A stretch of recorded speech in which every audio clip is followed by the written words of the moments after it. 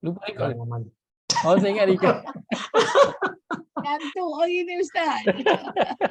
Ustaz, kau start balik Ustaz. Ambil lah. Sampai tak datang. Aduh, hai. Nasib baik tu masuk Nanti kelas bahagian satu. yang awal Hajar Nuriyah kena rekod dia yang buat. Dia ajar. Oh, saya terlampau Lepas terlelap tu dia Ustaz. kena Tu saya combine. diam. Banyaklah rugi. Apa Ustaz? Banyak yang ini kita banyak ulang kaji. So yang apa tu yang core dia tu sikit je. Tinggal. Hazar tadi yang rugi. Yang Zan ni tadi mahal. Zan ni mahal sebab ramai orang tak tahu. Ramai orang tak tahu. So ini Betul Ustaz. Saya first time Ustaz. Alhamdulillah. alhamdulillah. So ni Tak ada yang perasan saya tak rekod ya. itulah. Sebab kita dah jadi biasa, mula-mula je Hajar Nuriyah akan record kan. Kita dah Hari ni dah lalu lah Ustaz. Tak tahu kenapa. Letih sangat. Oh tak apa. Itulah kelas hari-hari Hajar Nuriyah kena rehat. Banyak dah rehat ni Ustaz. So dia af'al dia sama dengan a'mal. Wazan dia sama. So adhafan dia sama. Baik, Rewind antara balik lah Ustaz. Ustaz explain balik tadi lah. Boleh. okey baik kita akan tengok. Antara tanda yang kita nak tahu itu adalah istifham, kata tanya ataupun tidak, ialah tengok pada huruf yang kedua. Kalau huruf kedua itu sukun, maka dia bukan. Kalau huruf kedua sukun, maka dia bukan. Sebab apa bukan? Kerana kalau kita potong itu, apa yang jadi? Dot tu huruf pertama dalam perkataan dan dia sukun, dan itu tak ada dalam bahasa Arab. Dalam bahasa Arab tak ada huruf yang bermula dengan sukun. Mesti ada dengan baris.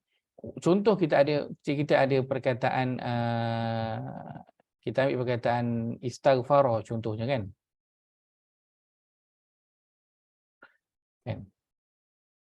Dimula dengan sin. Dalam bahasa Arab tak ada huruf yang bermula dengan sukun. Sebab itu depan tu diletakkan apa? Hamzah wasal, nak bagi sambung. Bila ada perkataan yang lain sebelum itu, ataupun bila tak ada perkataan lain, kita boleh baca dia. Kita boleh bariskan dia sebab ada halif dekat ataupun hamzah wasal dekat depan. So dalam bahasa Arab, dia tidak bermula dengan sukun. Huruf pertama mesti baris. Minimum huruf depan itu adalah hamzah wasal. Minimum. So dia tak akan sukun. So kalau kita tengok ada hamzah, selepas itu hurufnya sukun, maka hamzah itu dia bukan isim istifham. So itu dia punya tips dia. Kalau hamzah wasal, selepas itu mesti ada huruf yang ada baris. Sama ada atas, bawah ataupun depan. Tapi mesti baris. Sebab apa? Sebab nanti bila kita potong hamzah itu, perkataan selepas itu tetap akan ada baris. Dia tak perlu bergantung kepada hamzah yang berada di depan itu. Okay, baik. So itu antara cara kita nak melihat kepada hamzah, itu adalah kata tanya ataupun tidak. Baik. Perkataan za tadi yang kita nak kena ulang lah atas tujuan recording. Patutnya dah tak ulang dah. Haji Sas boleh ulang. Saya kongsi. Baik, perkataan za. Kan, apakah dia perkataan za ini? So, perkataan za ini kalau dalam terjemahan, dia tak adalah. Terjemahannya ini tu tak ada dalam terjemahan. Kan, tak ada dalam terjemahan. Kenapa? Kerana perkataan za ini kategorinya adalah isim isyarah. Dia adalah digunakan untuk tunjuk, tetapi dalam bahasa Arab dia juga digunakan untuk merujuk kepada saya nak sebut dalam bahasa Melayu apa benda okey baik. Kita pernah dengar tak kalau orang Johor, Haji saya orang Johor kan, kadang-kadang orang Johor kalau cakap kan dia tak tahu benda tu apa. Anu Ustaz, anu. Orang Johor guna anu. Ada orang yang guna A kan. Bila sebut perkataan anu tu, Si anu. dia tengah pergi. Dia nak anu tu dimaksudkan adalah sesuatu.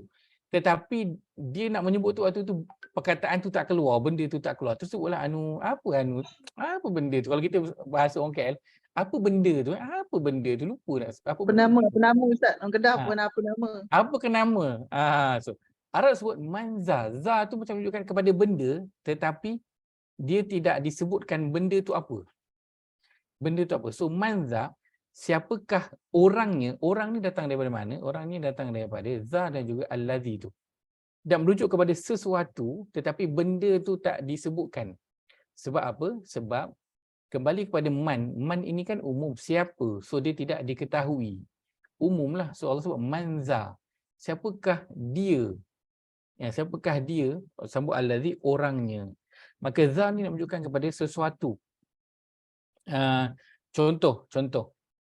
Kita ada Zulkarnain. Zulkarnain. Baik, Zulkarnain maksudnya apa?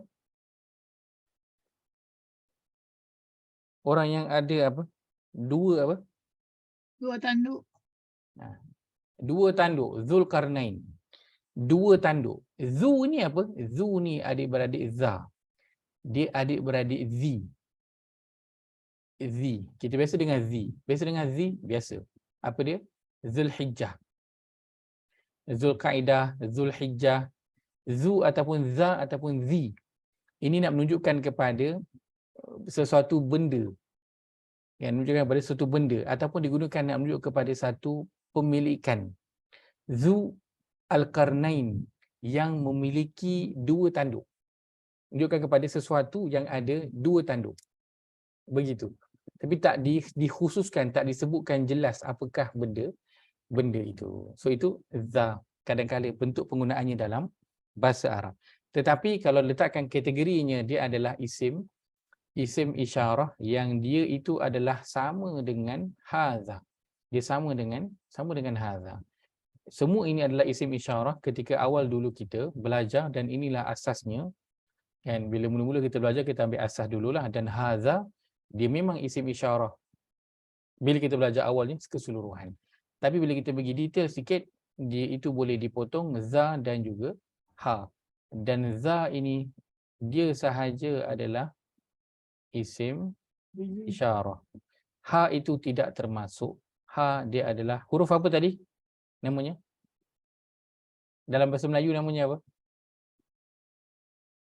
Tak ingat. Dalam bahasa Arab ingat tak? Ingat. Kan ingat salah satu perhatian. Untuk menarik perhatian. Perkataan yang digunakan agar orang memberi perhatian. Agar orang memberi perhatian. Bahasanya ialah tanbih. So perkataan ha ini dia adalah perkataan yang sama yang digunakan dalam ayat ya ayyuha. Perkataan ya ayyuha kita boleh bahagikan kepada tiga. Ya satu, ayyu yang kedua, dan ha ini yang ketiga. Ha di sini inilah dia huruf tanbih untuk tarik perhatian. Ia bukan domir. Ia bukan domir ha tu, bukan. Dia adalah ha untuk tarik perhatian. Kita boleh tengok contohnya pada surah 47 ayat 38 kan. Ayatnya ha antum haula tadi. Nanti boleh tengok. Okey, saya buka lah. Okay. Nanti untuk ulang kaji senanglah sikit. Saya buka juga. Sebab di sini tulis jelas surah yang ke-47 ayat ke-38. Di sini dituliskan ha di awal ini adalah litanbih, untuk tarik perhatian. Antum itu diasingkan. Untuk lebih jelas lagi kita pergi tengok di bawah ini dipecahkan. Ha antum haula, ha itu adalah huruf tanbih, antum untuk diasingkan. Perkataan haulai isim isyarah juga asalnya yang kita belajar kan. Tapi detailnya ialah ha itu adalah huruf tanbih untuk menarik perhatian, dan ulai itu sahaja adalah isim isyarah. Cuma kalau orang tanya kan, kita kata jelah haulai itu isim isyarah kan. Tapi kalau kata kita nak kongsi dengan dia lebih sikit, Kita katalah sebenarnya dia adalah dua perkataan, ha tu lain, ulai itu adalah lain. Maka za di sini adalah isim isyarah daripada haza, tetapi ha itu telah dibuang dalam ayat ini, tak digunakan za sahaja. Ustaz, Ya saya. saya nak tanya, tadi Ustaz sebut pasal dharizu tu. Ini Ustaz sebut dha tu isim isyarah. Bukan sama tak dengan yang isim 5 tu, dha tu? Sama. Al-khamsa apa? Is it the same? Sama. Oh, okay. Sama, yang namanya apa? Asma al-khamsah. Sama. Okay, terima kasih Ustaz. Sama. Baik, Baik, tadi Ustaz, tadi ya. tu yang apa ni isim isyarah tu yang mula-mula ha tu memang kita senang lah kan, tapi yang ayyuha tu dia kemudian dia macam rupa macam dhamir muttasil yang melekat tu Ustaz, itu yang nak kita tengok tu. Kena tengok makna. Betul. Makna pun dia akan jadi wahai orang-orang yang, kan? Ha tu tak diterjemahkan. Ha tidak diterjemahkan. Sebab apa? Sebab apa nak diterjemahkan pun kan? Saya tak tahu. Kalau surah 4738 tu diterjemahkan. Dan letak wahai aja Ustaz. Dia tak wahai je. Ha? Terjemahan saya dia tak letak pun. Dia letak beginilah kamu. Ha antum. Beginilah kamu. Mungkin letakkan wahai. Tapi wahai kita tahu dia adalah kata seru. Kan? Tapi ha itu adalah huruf tarik perhatian. So nak tarik perhatian, dia adalah bunyi itu yang menarik perhatian. So dari sudut makna tak ada. Dia dari sudut bunyi. Ha. So, sebab tu terjemahan nak letakkan, dia tak tahu nak letakkan terjemahan apa. So ya ayyuha, sebab ayat ni kita selalu kita dah sangat familiar. So kita alhamdulillah sekarang boleh tahu dah. Dia ha dia itu. Dia adalah huruf tarik untuk tarik perhatian. Ya tu dah seru, dia cari ya ayyuha. Ha tu nak tarik perhatian lagi, bro, dengar apa yang dia nak cakap. So kalau ya ayyuha tu maknanya memang betul-betul lah kalau kena dengar. Kalau tak dengar memang dah orang kata pekak betul lah, pekak badak lah kan. Dah panggil dah. Siap jerit lagi. Oi, pun tak dengar juga. Tak tahu lah nak cakap kan. Nak cakap apa kan. Alhamdulillah. Terima kasih Ustaz, happy saya. So ayyuha dia simple kan. Tapi betul itu panggilan Allah yang betul-betul punya Allah nak panggil. So betul-betul kena bagi perhatian. Kalau adanya ya ayyuha, kena beri perhatian. Itu yang kita bincangkan antaranya dalam ayat suruhan dan juga larangan, sebab kita nak betul-betul bagi perhatian pada suruhan dan larangan Allah Azza wa Jalla. Ya ayyuhallazina amanu hal adullukum ala tijaratin tunjikum min azabin alim. Wahai orang-orang beriman, maukah aku tunjukkan sesuatu perniagaan yang boleh menyelamatkan kamu dari azab seksa yang tidak terperi sakitnya.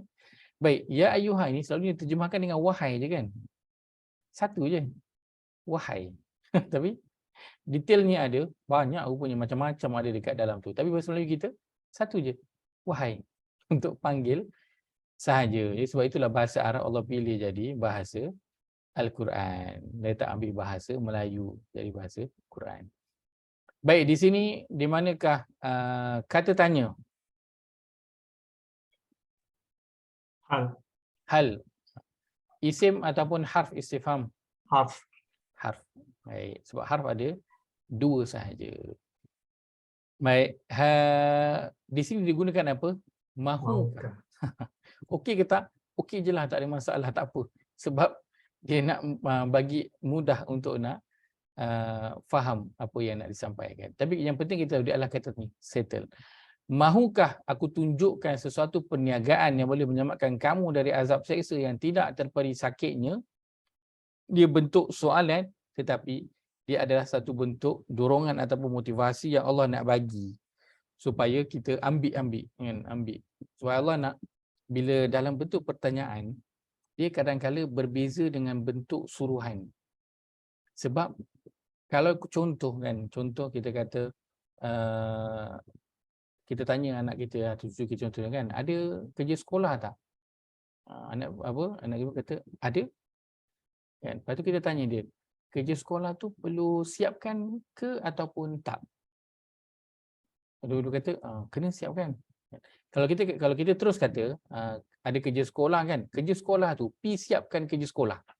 Dia berbeza dengan kalau anak tu sendiri dia jawab. Kita tanya dia, kerja sekolah tu homework tu kena siapkan tak? Dia pun kata, ya kena siapkan. Dia berbeza. Berbeza dari sudut apa? Berbeza dari sudut rasa tanggungjawab tu. Bila dia sendiri yang jawab ya, homework tu kena siapkan. Maka dia tahu bahawa dia yang telah memilih untuk memikul tanggungjawab tu. Dia yang telah memilih untuk memikul tanggungjawab tu. Sebab tu dia tak nak kena buat. Beza kalau bagi arahan kata, kenapa tak buat kan? Bila bagi arahan, maka orang macam open. Nak buat ke tak buat. Tapi kalau dia sendiri yang decide, bila kita tanya dia, homework dia kena buat tak? Dia pun kata, ya kena buat. So dia sendiri decide, homework tu kena buat. So rasa tanggungjawab itu adalah lebih. Sebab itu, pertanyaan yang Allah tanya di alam roh dulu. Di alam roh dulu. Kan, bila Allah nak bagi tahu dia itu adalah Tuhan, Allah boleh je bagi tahu aku ni adalah Tuhan kamu. Tapi Allah tak guna ayat pernyataan, Allah guna soalan. Allah kata, alastu bi rabbikum? Bukankah aku ni Tuhan kamu? Kemudian dua tu semua kata, bala. Bahkan ya Allah, memang engkau adalah Tuhan kami. Diplomasi. Betul. Terima kasih Datuk. Maka bila bertanya, orang akan lebih rasa ada apa? Tanggungjawab untuk dia buat. Ya, tapi kalau bentuk pernyataan ataupun arahan, kadang-kadang orang tak berapa rasa sangat. Kalau dia rajin buat, rasa tak nak pun dia tak buat. Ya, dia berbeza. Sebab itu ada bahagian yang Allah gunakan soalan. Ya, sebab dia berbeza pada efek pada seseorang itu. Bila dia jawab ya ataupun tidak, efeknya berbeza. So bila tanya kat sini, Allah tanya, nak tak aku tunjuk sesuatu perniagaan yang boleh selamatkan kamu dari azab api neraka? So kita nak jawab apa? Nak jawab tak? Nak jawab tak. Takkan jawab tak kan? Kalau orang yang dijawab tak, dia akan tahu, ish, aku ni tolak sesuatu yang untung ni. Kan? Tapi kalau dia jawab ya, maka okey, aku nak tahu. So bila dia jawab ya, apa yang terjadi pada diri dia? Aku nak belajar. Ya, sebab itu berbeza. Kalau orang yang dia masuk kuliah, dia dengar ceramah ataupun kelas, dia masuk dengan niat nak mendengar berbanding dengan niat nak belajar. Betul tak? Berbeza. Dan berbeza kalau kata orang yang mengajar tu dia bagi tahu je. Berbeza dengan kalau dia bertanya-tanya soalan. Kalau dia ada bertanya-tanya soalan ketika dia mengajar, dia akan buatkan orang yang dengar tu akan lebih peka, lebih peka. Lebih bagi perhatian sebab dia tahu kejap lagi kalau orang ni tanya, aku tak dapat jawab, segan ni. Orang lain semua tengok aku, dia tanya soalan aku tak dapat jawab. Tapi kalau memang dia tahu ini adalah ceramah macam kuliah maghrib kan, orang datang memang untuk dengar. Sebab itu kuliah maghrib banyak tak yang masuk? Selalunya yang masuk tu tak berapa nak banyak. Sebab itu kuliah maghrib kan, kalau kata dah buat kuliah maghrib kat satu tempat tu 10 tahun ajar satu benda, memang 10 tahun itu dia juga akan dibuat. Susah nak nampak perubahan kalau dilihat daripada sudut kuliah maghrib. Sebab orang datang tu memang niat nak mendengar. Dengar je. Seorang yang mengajar pun memang niat nak bagi tahu je. Nak bagi tahu. So bila ada soalan, sebab itu berbeza ceramah dan juga training ataupun coaching. Betul tak? Coaching. Kalau kita kata coaching dia tak ada pernyataan. Coaching adalah soalan. Adalah sesuatu yang betul soalan. Kerja dia tanya je. Siapa yang akan menjawab, kita yang akan jawab. So, coaching dia adalah bentuk untuk apa? Bertanya soalan. Dan daripada situ orang akan berubah dengan hanya dia bertanya soalan je. Dia menjawab soalan, itu je. Akan membuatkan dia berubah. Kenapa? Kerana bila tanya soalan, orang akan berfikir. Orang akan fikir untuk nak buat keputusan. Dan orang akan tahu kesan daripada keputusan yang dia buat tu. Walaupun jawapannya adalah yes, no je. Tapi orang akan tahu. Ada kesan kalau dia cakap yes, ada kesan kalau dia jawab no. Itu beza. Coaching dan juga ceramah. Training dan juga kuliah. Dia berbeza. Efeknya, bezanya adalah pada soalan. So, soalan dia bagi kesan. Sebab itu isim istifham dalam Quran penting dan banyak penggunaannya. Kan? Dan Allah gunakan di situ, boleh je Allah nyatakan terus. Kan? Orang-orang yang beriman kepada Allah, mereka akan diselamatkan daripada azab yang pedih. Boleh je Allah beritahu begitu. Tapi kita dah lalu dah ayat sebelum ni, tapi orang mungkin kurang beri perhatian. Tapi bila diletakkan dalam bentuk soalan, nak tak aku beritahu perniagaan yang menyelamatkan kamu daripada azab yang pedih, kita akan macam, ush, apa dia Apa dia? Kita akan lebih nak beri perhatian. Sedangkan yang disampaikan itu sama je. Tu'minuna billahi wa rasulih. Beriman kepada Allah dan Rasul. Dah pernah tahu tak benda tu? Dah pernah dah. Nak sampai ke surah Saf, surah yang ke-61, sebelum tu Allah dah bagi tahu dah banyak kali. Beriman Allah Rasul.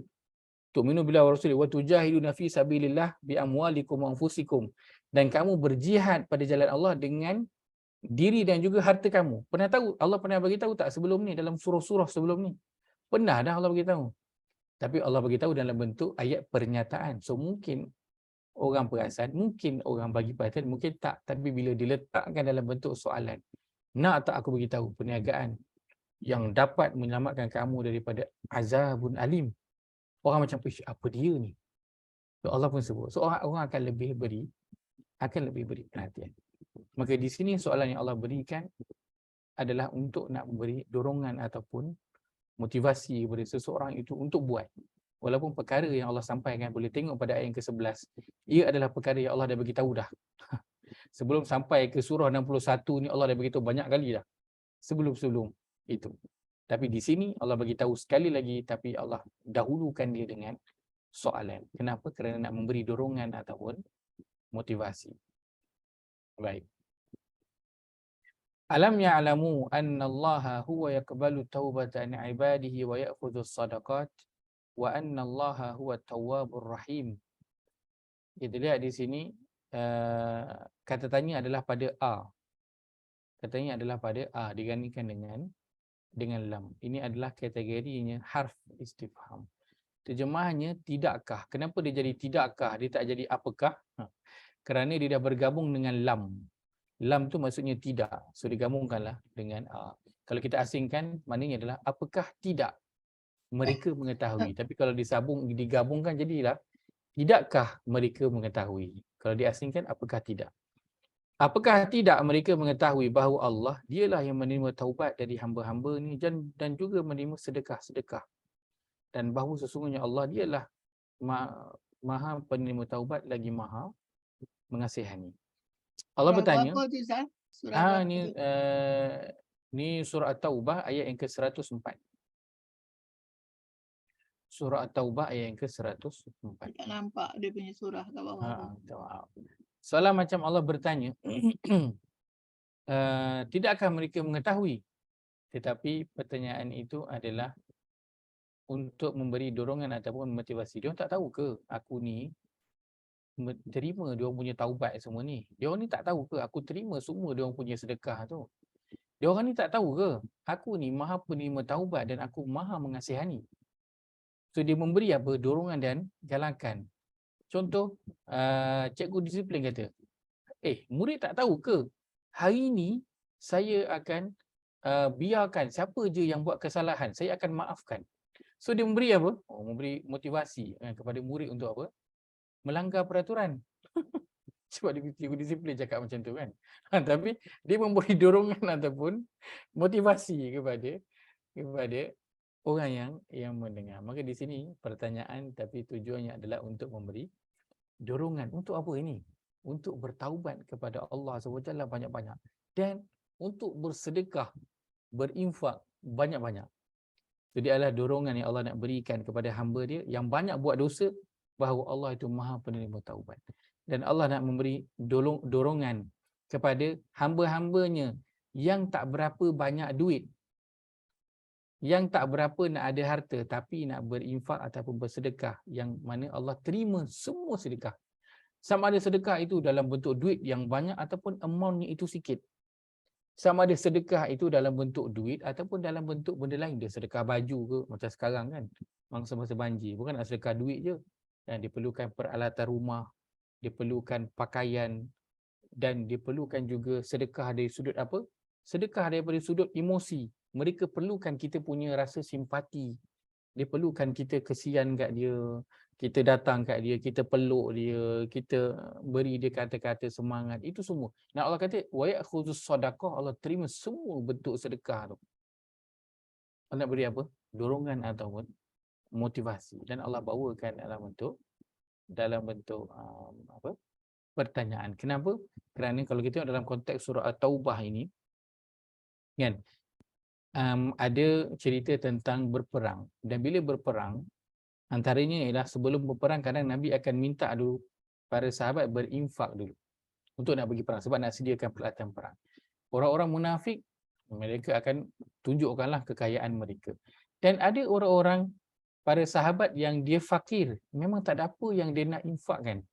Tak ada apa yang mereka boleh infakkan.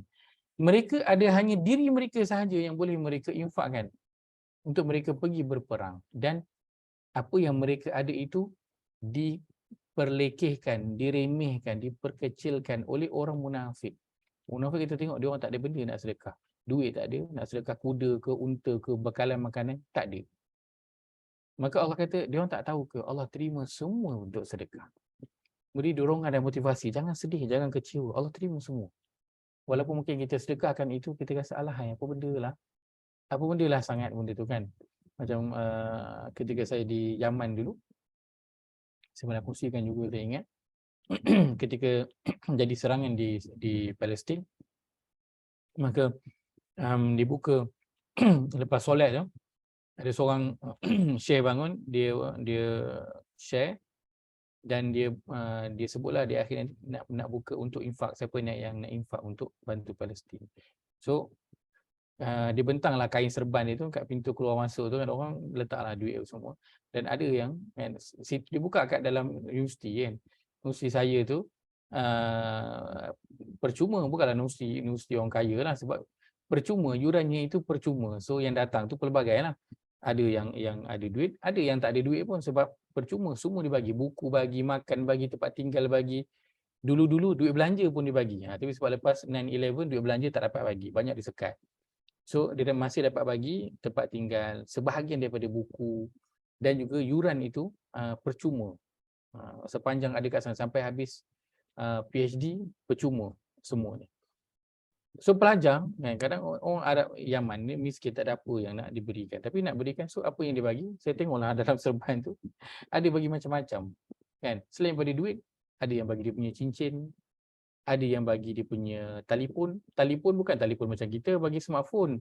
Dia orang punya telefon, majoriti dia orang guna tu telefon Nokia yang ada button tu. Yang ada button tu, itu dia letak kat situ. Ada yang bagi pen, dia letak. Dia orang bagi apa je yang dia orang ada. Dan Allah kata, kamu tak tahu ke Allah terima semua apa je yang kamu sedekahkan, sebagai itu adalah bentuk apa? Dorongan dan motivasi yang Allah nak berikan kepada hamba-hambanya, dan Allah bawakan dalam bentuk soalan. Wallahu ta'ala alam.